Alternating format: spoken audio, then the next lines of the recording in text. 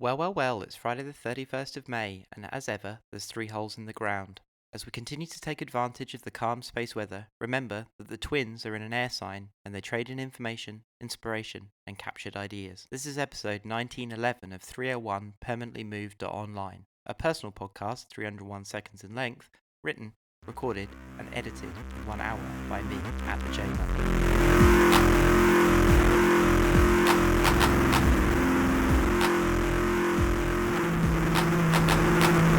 I've been enjoying Venkat Rao's recent musings on the extended internet universe recently. In last week's Breaking Smart newsletter, he wrote the following, quote, "For several years now, I've been watching the creeping, unheralded growth of what I call the cozy web, and for which others have lots of creative names. Kickstarter founder Yancey Strickler called it the dark forest in a recent post. Unlike the main public internet, which runs on the human protocol of users clicking on links on public pages apps maintained by publishers, the cozy web works on the human protocol of everybody cutting and pasting bits of text, images, URLs, and screenshots across live streams. Much of this content is poorly addressable, poorly searchable, and very vulnerable to bit rot. It lives in a high gatekeeping slum-like space comprised of Slacks, messaging apps, private groups, storage services like Dropbox, and of course, email." End quote. In recent years, I've been dropping further and further into the dark forest internet. My online life is spread thin across Slacks, Discords, Telegram, Signal, mailing lists, YouTube, and of course podcasts, all mediated and made bearable by plugins like distraction-free YouTube and demetricator extensions. In the piece referenced, Stickler calls the dark forest, quote, "spaces where depressurized conversation is possible because of their non-indexed, non-optimized, and non-gamified environments. The cultures of those spaces have more in common with the physical world than the internet." End quote. His primary concern in the essay seems to be the distinction between the dark forest spaces and the mainstream, and I honestly haven't read the word mainstream used so many times in one article since the turn of the century reading adversarial opinion columns in DIY punk scenes. Rather than focusing on the dark forest, I wanted to think a bit more about the mainstream and what that means for me. Mainstream is a fuzzy term,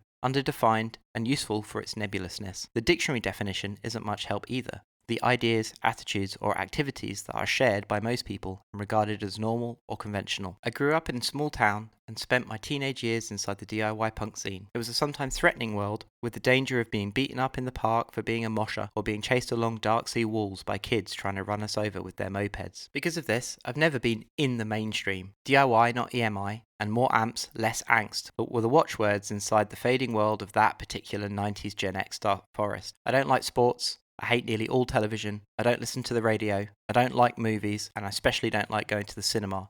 And as such, I'm entirely ignorant of the entire phenomenon of what appears to be the deeply infantile children's movies being marketed to adults as high culture, otherwise known as the Marvel Cinematic Universe. I've seen Iron Man 1 and about 10 minutes of a movie where Captain America beat up some dudes in a lift. As my friend Jenny likes to say, you literally don't know anything about anything. And it's true. All of this shouldn't be read as a boast on my part. It's just a fact of how I live my life, and sometimes it's embarrassing around other people. Reddit calls itself the front page of the internet, but I don't go there either.